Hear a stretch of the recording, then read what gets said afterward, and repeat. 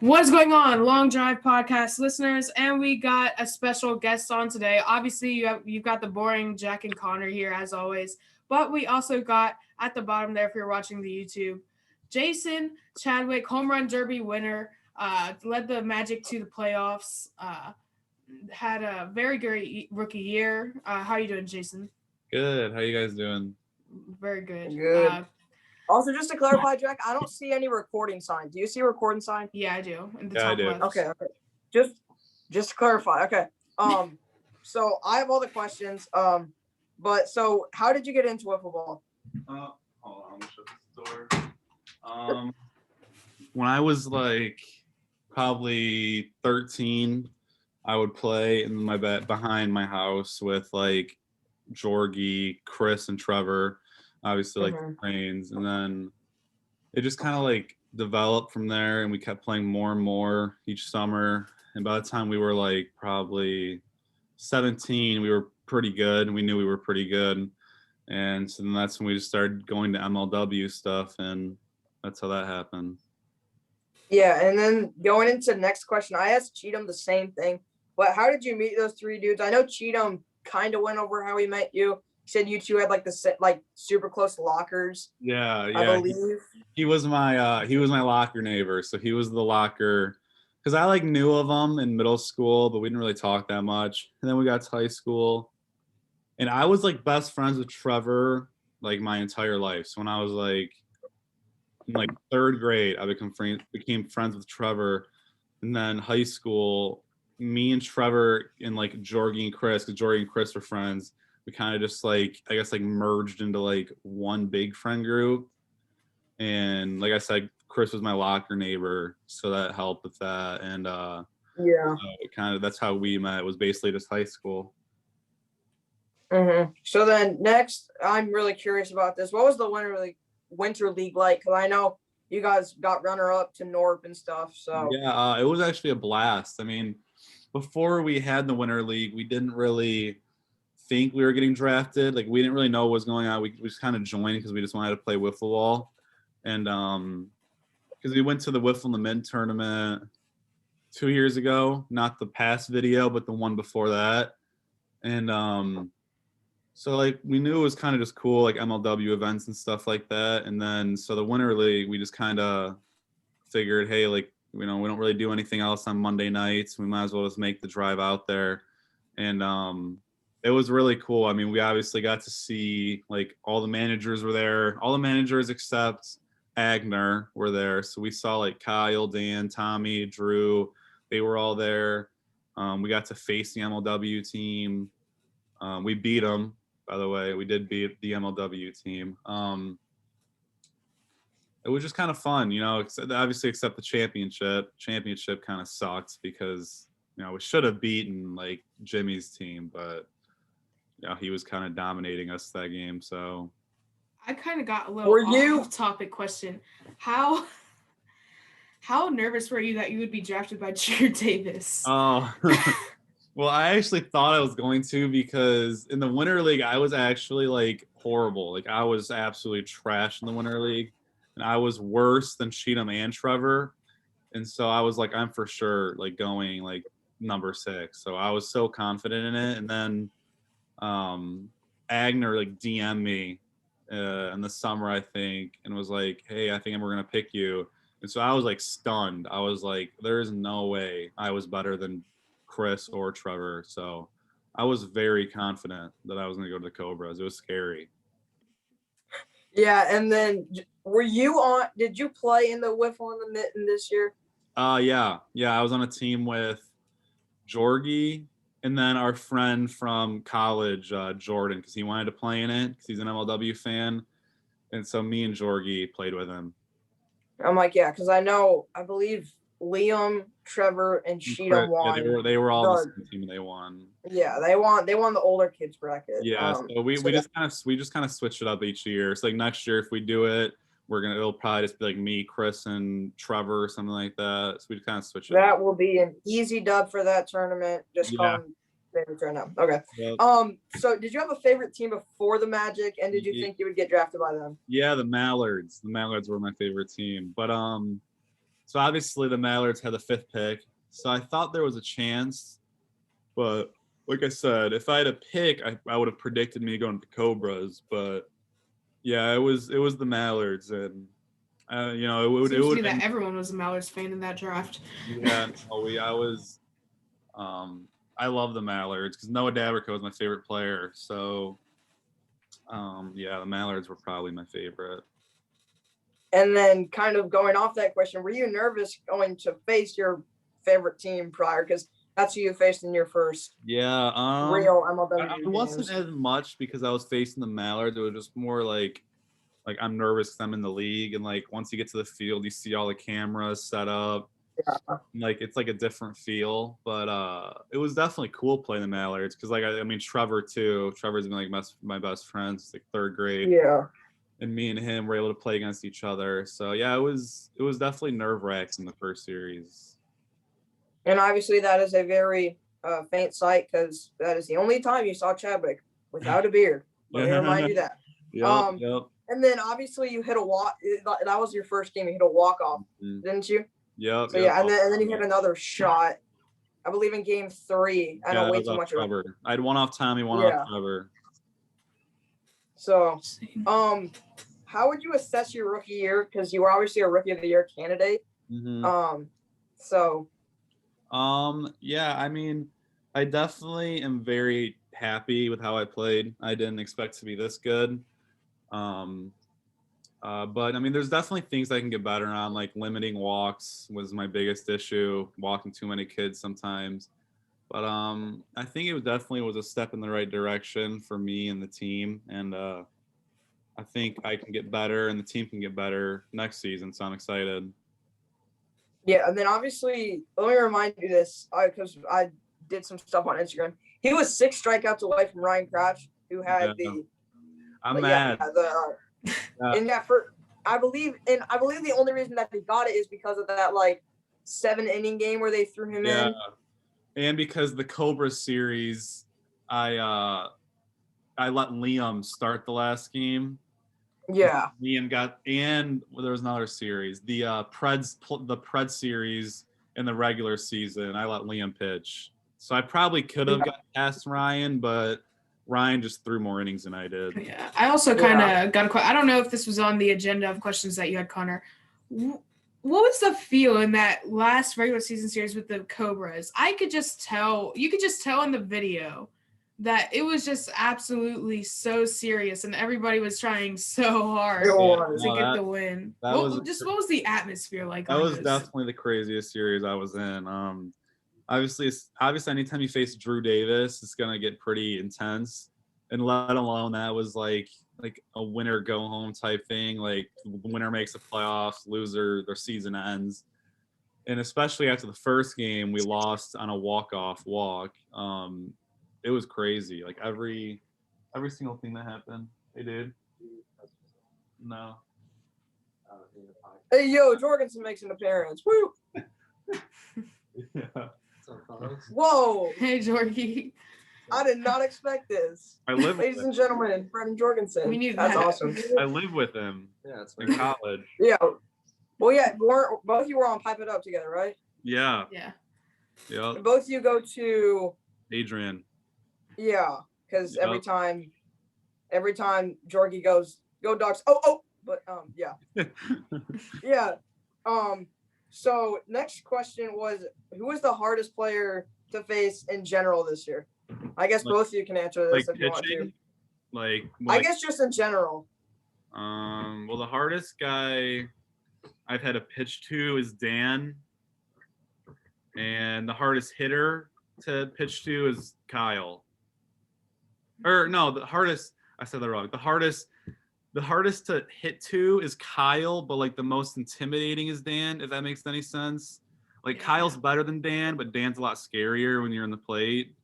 Well, yeah, because Dan has like no emotion whatsoever. He just stands in the batter's box. And the hardest one to hit against, probably Ryan Cratch.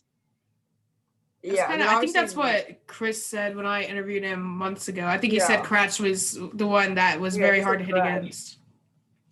I'm not mistaken. And no offense to Jorgensen, but Dan hit an absolute moonshot Yeah, I was Off going of to say this is a good question for me to stop by on because I think it's one of the most like when Dan's hitting against me, you know the ball's going to the fence. That's for sure. So I think I gave up 6 homers this year, and 4 of them were Dan. So I mean that's definitely the hardest hitter to face for me. And then the hardest pitcher, I don't really hit Kyle all that well, but I didn't see Tommy too much. But when I did, it was just hard to like locate his drop. Tommy's disgusting.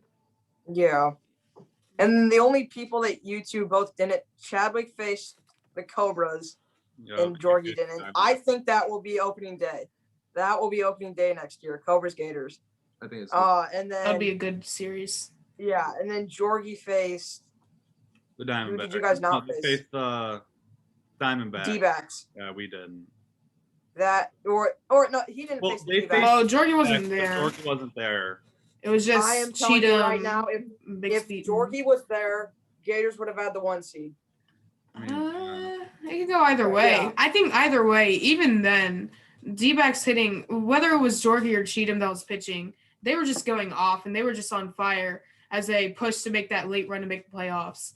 And I think they were going to go off either way, possibly. I don't know. It could go either way, really. Yeah. So, I guess both of you, what things are you most looking forward to for next year?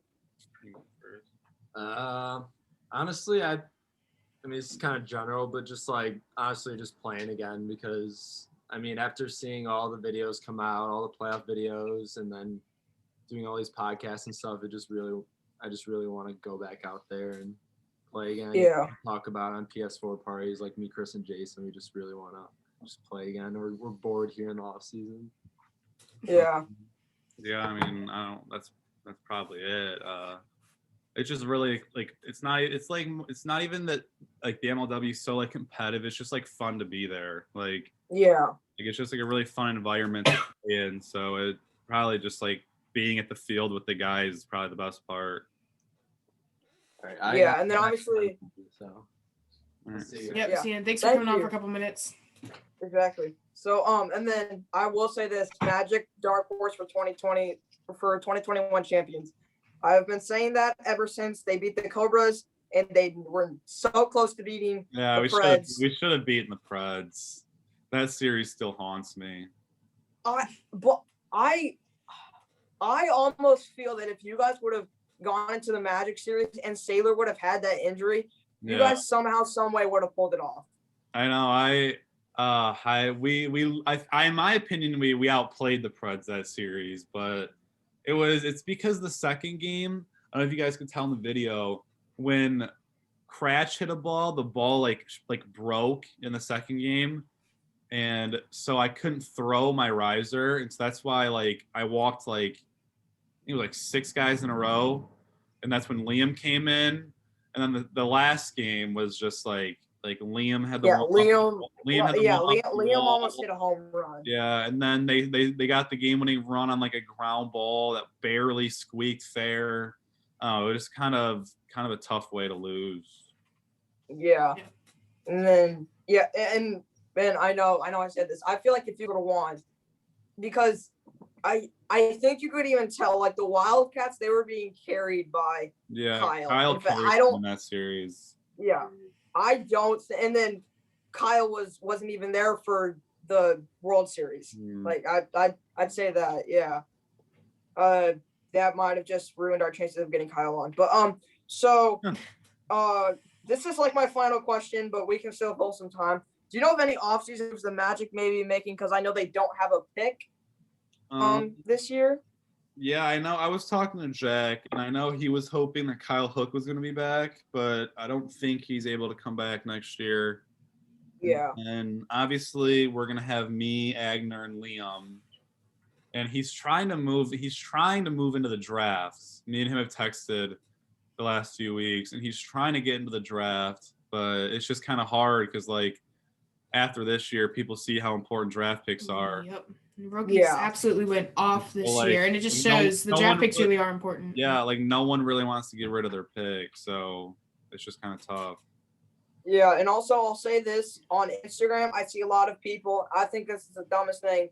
I've seen people that say that you should be traded to the Mallards and the Eagles for their picks, and I'm like, there ain't no way that Agner's gonna let that happen. Yeah, I saw one. I've seen one of the Mallards and one of the Eagles. Yeah. But I know Drew tried trading for Liam. Drew like offered like the first pick in the draft for Liam. That's stupid. Okay. That came out wrong. Not that Liam's not a good player, but I feel that like trading away. I sounded like a big D-bag right there. How do I put this? No, I Liam get it. is a good football player. It's definitely hard. But I don't feel. Yeah. It's hard. It's really hard to. Like the first pick, obviously, because we saw this year, like the draft was so insane. And like, I don't know if it's going to be the same next year because there's no winter league this year. It's going just off of the tournaments. So I mean, I don't really know how the draft picks are going to do. If I had to guess, they probably wouldn't be as good as my class because my draft class, like, there's like 5 top 10 players in the league now in it. But and in my mind, there really was only like the last 2 picks that the Preds and the Eagles made. They didn't really show up. Yeah, those were the only like non-contributors in the whole draft. Yeah. Because like even Trevor, like he was at times better than Tommy was. So I don't know. It's just draft picks are like there's just such a perception around the league now how good draft picks are that it's really hard to give away a draft pick now because of that. Did you see any talent at the Wiffle and the Mitten that might interest you? I mean, I know. I think I have an idea of who he's taking. Obviously, I can't say, but I think I have an idea. And there's only like there's probably only like 3-4 kids I really notice that might get drafted, and the rest of them are kind of just like wild cards. You know, you kind of just have to pull something out of the hat with the rest of the kids. So you said you can't say, but okay. So he's a Cobras fan. This is why he's going to say something about it. Yeah. So if you think you know who it is, did we see? I'm not sure if you watched the videos. Did we see who you think it is in the video? Yes. Okay. I think it's McChicken. I have who I think he should take, but I don't think Drew's going to take him. I think he should take Dallas Allen. Oh yeah, with the number 1 pick. But I've seen some people saying he could go to the Mallards, which I mean, if he can hit, that's mainly what the Mallards need. I don't think that the hot take Magic don't need anything. Hot take, Magic don't need anything. The issue with us is like, I don't think we need pitching because I'm confident in Liam and me, and then another hitter. Like I don't really want a 4-person lineup. Because Liam's also a really good hitter, and Agner's not going to obviously sit himself. I think when it comes to the Magic, what it comes down to is they don't really need any more pieces this offseason. No, we just need it's more about if Agner can produce like he did in 2019 rather than he did in 20, because he kind of had an off year in 2020. If he can produce like he did in 2019, it could definitely be. I think it's literally just me and Liam throwing strikes and Agner being more consistent at the plate. Yeah. If and put balls into the trees. Those 2 things. I mean, and then obviously aside from make a World Series. Yeah, and then obviously aside from Agner, who's been in the league for like 5 years, you guys are both rookies, so you guys are like like a lot better, and you guys were like really really good this year, especially for like Liam and I'd say like Jonah Heath too. Yeah, like they joined late. They they completely changed your team. Yeah, caused Cobras fans to sob everywhere, but we're definitely. We talk about that. We're just gonna keep getting better and better. Yeah, and then I was even we had Cheatham on here, and then the first time we had him on for like an hour, but technical difficulties. I think we were even talking with him, and he was actually fine talking about it with us. We were like almost like, because did Liam ever play like with you guys in like an MLW tournament? No, All right. So, but we were almost like, you go. Yeah, I would say he would just like play with us. Like I said, we would play like wiffle ball behind my house, and he would just play with us then. And so that's kind of how we could play wiffle ball. Yeah, and we were almost kind of like, not really ranking, but we were kind of like Cheatham even said he thinks Jackson is, or like Liam is a little bit better than Trevor. And I think that all comes down to his hitting, just because I feel like both of them are really equal with like pitching. Yeah. But Trevor, and obviously he'll get better because he's a rookie and the Maulers did not have any run support. Yeah. Yeah, I mean, if we're doing that, I mean, just going off last year, I would definitely probably take Liam because of his hitting. I mean, Liam like won us the Cobra series with his bat. And, so I'd probably take him that. But if I had to pick a player for most improved this year, it'd probably be Trevor. Because I've played baseball with him like my whole life, and he's a much better hitter than he showed last year. Yeah. Are you a second baseman or a shortstop? Second baseman. All right. That's my position. I love you. Yeah. I play both. I play like we'll have like weekend like doubleheaders and series, and like one of the 3 games I'll play shortstop, the other 2 I'll play second base. I play second base because I'm slow. Yes. But I love playing infield because I just like all the fast action, but I'm slow, so I can't do third base. I love playing infield. But yeah, I play shortstop and second base. Yeah. All right. I'm like, I play catcher. So I'm really? Like, I caught for 1 year, and I was like the worst year of my life. But I've caught a couple times. I don't know how you do that, but I took such a beat back there, just like one game. Oh, it was horrible. I'm like the guy, if there's a game where like some of the catchers don't show up or whatever, I'm like one of the last guys they go to. I'm the I'm like the guy who has experience. I'm not good. At Adrian, I'm the emergency catcher at Adrian. So if like our 3 catchers get hurt, then I'm the guy that has to go back there. So hopefully that never happens. So does Jordan play baseball too? No, he used to run track. He runs track. Yeah, he actually just quit the track team like 3 days ago. But he's run track his whole life. By the way, random facts. I don't know if you knew this. Do you know that Jorgie has a YouTube channel that he's posted on before? Really? What is it? Yeah. It wouldn't be anything that interesting to you. I think it was for his college. Brendan Jorgensen, and he posts like his like college speeches. The only reason whatever you guys. No, I have one like that. We had to do it for a class. I only saw it because he commented on an MLW video, and I was just curious to know if you posted on it. And he comes in. We're talking about YouTube. So remember the YouTube channels we had to make, like speeches for core? Oh, why did they like? We found it from you commenting on the videos, and I clicked on it. Yeah. Great speeches right there. Yeah, it was for one of our. Okay, so so this is gonna sound really weird. What do you guys major in? We made sports management. We're both sports. So like, you say sports management? Yeah. All right. That's what I see a lot of MLW players. No, sports management. It's the easy way. It's the easy. And then, Chris goes to you. Sorry, that was just very random to bring up, but I just thought it was hilarious. Where does Trevor go? He has a Hungry Howie's University. He doesn't go to college. He just works.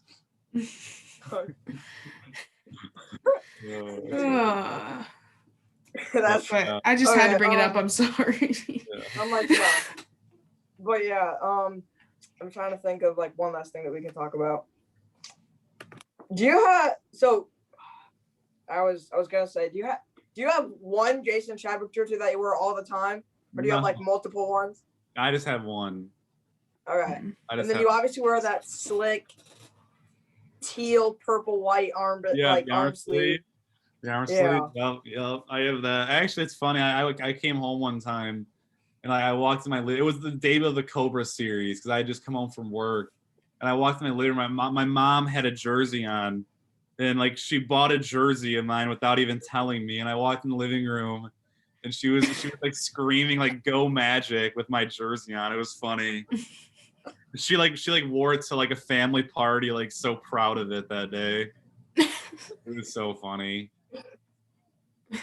Yeah, so and then I asked Cheatham this, and I know Kyle, and then I know Drew asked sometimes. I know there are some MLW players that just want to like, and it might have even been in your interview, that just want to play wiffle ball, and then there's some that want to be like super involved. Do you want to like just play? No, I want to be involved. Yeah, I want to do anything I can to help the league grow. I'd much rather be heavily involved. I know some guys obviously like I know Agner goes to school in like Rhode Island. Like it's not very easy for him to come back every weekend to help out, but I definitely want to stay involved in stuff like that. Yeah, and then that's not never mind. And then I know you went to like you've gone to. Did you go to the Illinois tournament too? Just no, me and Jorgie were moving in that day. We were supposed to go to the Boston one. We were gonna go to the Boston one, but it got canceled because of COVID. Mm-hmm. Yeah, because of COVID. So next year we should be going to Boston and Illinois. Assuming that it happens. Yeah, and then I have commented down. I need to DM Kyle. Come to Indiana. Virginia. I'm telling you, come to Indiana. We have a couple good people that I know that are pretty good at wiffle ball over here in Virginia. St. Noah. Yeah, I know that he's definitely trying to like go to different more places because obviously that's the only way the league will grow is just expanding where you have to. But yeah, I mean he's open to go literally anywhere. It's pretty cool. Yeah. So Jack, do we have a decent podcast length? When did we start round 1? I didn't. You can't see the time on the Zoom recording. Yeah. I think if we started around 1, we've got about 30 minutes. So. Yeah. So I guess that wraps it up. Jason, thank you for on. I really appreciate it. Yeah. Jack, you want to say it? Oh yeah. So Eagles, you lost the 2014 World Series, and we hope you guys really enjoyed. Again, thanks to Chadwick for coming on. Really appreciate it. And I think that's gonna wrap it up. You guys got anything else? No. All right, we'll see you all next time. Peace out. See you.